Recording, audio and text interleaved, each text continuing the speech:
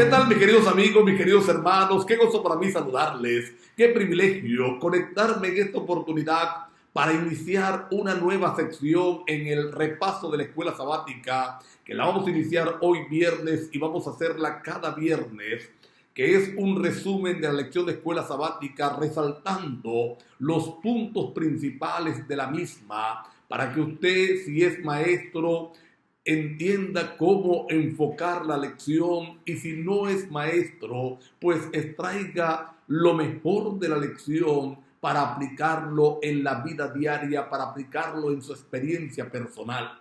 Esta semana, la quinta lección de este primer trimestre del año 2025 se tituló La ira del amor divino.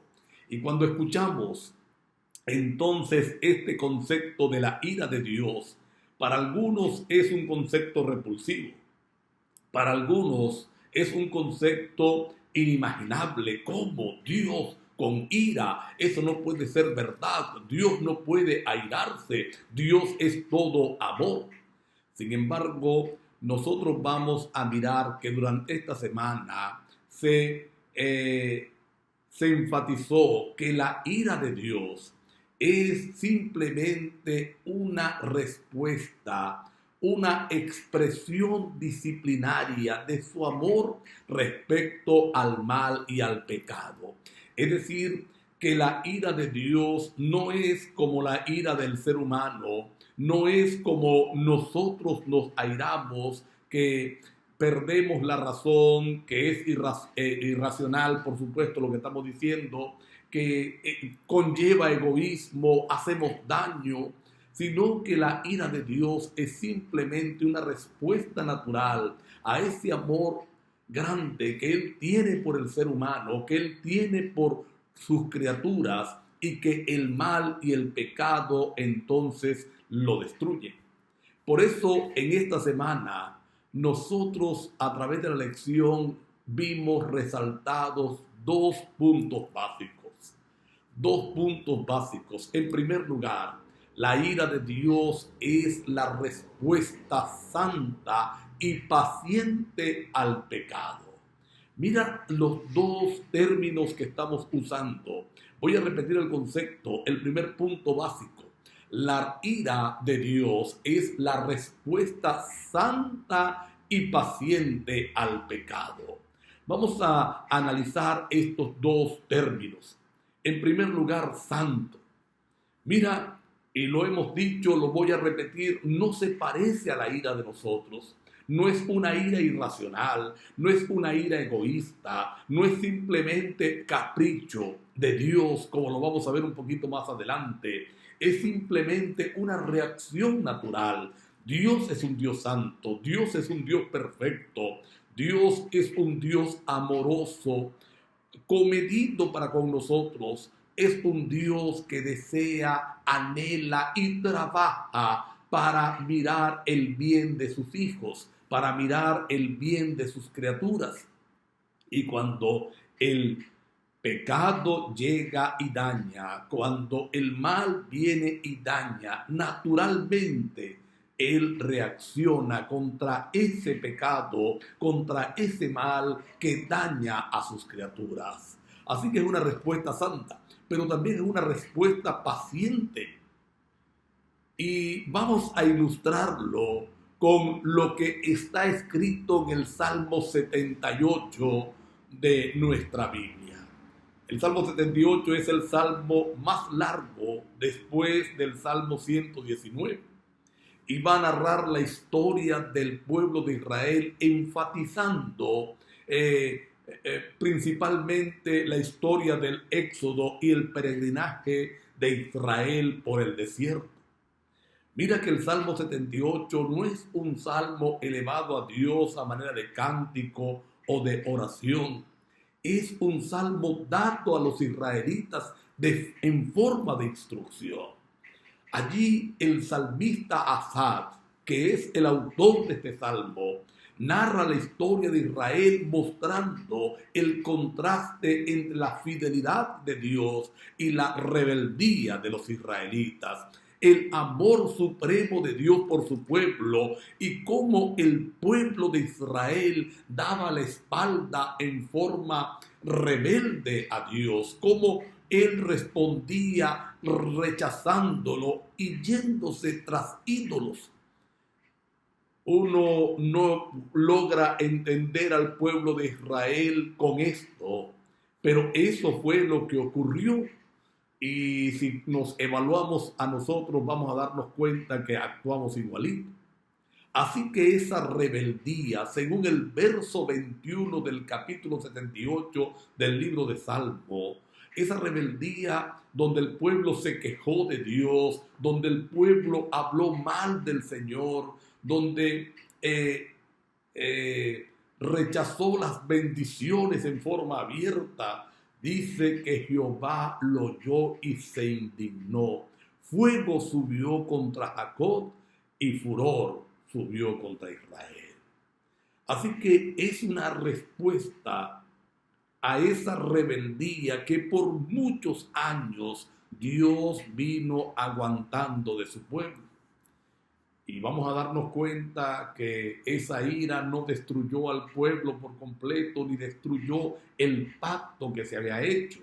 Al contrario, Dios lo hizo para tratar de salvar ese pacto. El verso siguiente, sí, el verso 22, nos dice por cuanto no habían creído en él. Y el verso 31 nos habla de la idolatría, nos habla del pecado de rebeldía contra Dios y cómo entonces Dios tuvo que actuar. Ahora, nosotros dijimos durante la semana, y voy a enfatizarlo ahora, que la Biblia está escrita desde una perspectiva humana, en un lenguaje humano, y los escritores usan ese lenguaje para intentar aplicar a Dios, explicar a Dios. Pero no es que Dios causa el castigo, es que viene como una consecuencia del rechazo de Dios. Algunas personas a mí me preguntan, bueno, ¿por qué Dios permite tanto dolor? ¿Por qué Dios permite tanta desgracia? ¿Por qué Dios permite tanta tragedia? Y yo siempre le digo, es que nosotros hemos apartado a Dios de nuestra vida, lo hemos apartado de nuestras escuelas, lo hemos apartado de nuestra convivencia diaria. Dios es una reliquia antigua. ¿Y cómo queremos entonces que Dios nos esté acompañando si nosotros lo hemos rechazado? El segundo punto básico que durante esta semana estudiamos y que debemos enfatizar entonces es que la ira de Dios es una indignación amorosa y justa. El primer punto es una respuesta santa y paciente al pecado. El segundo punto es una indignación. La ira de Dios es una indignación amorosa y justa. Y vamos a ilustrarlo allí en la purificación del templo. No fue una actitud caprichosa e impulsiva la de Jesús. Fue una manifestación de desagrado de Jesús por lo que estaba ocurriendo.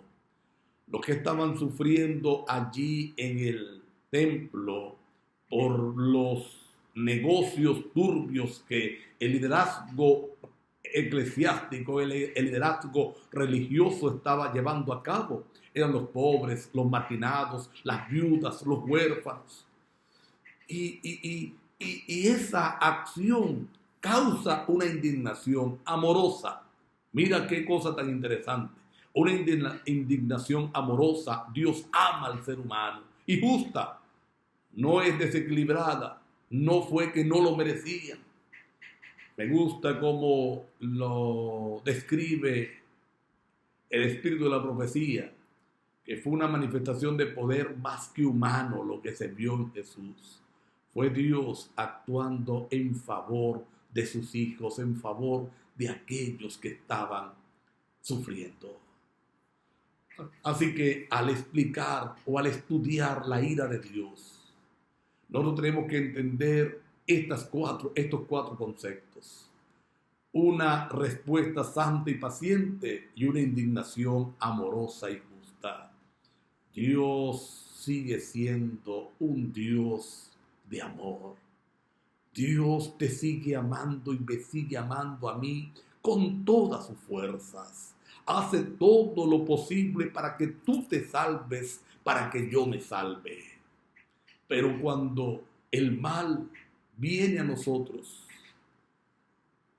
para dañarnos, automáticamente Él siente repulsión e ira, furor contra ese mal que nos daña.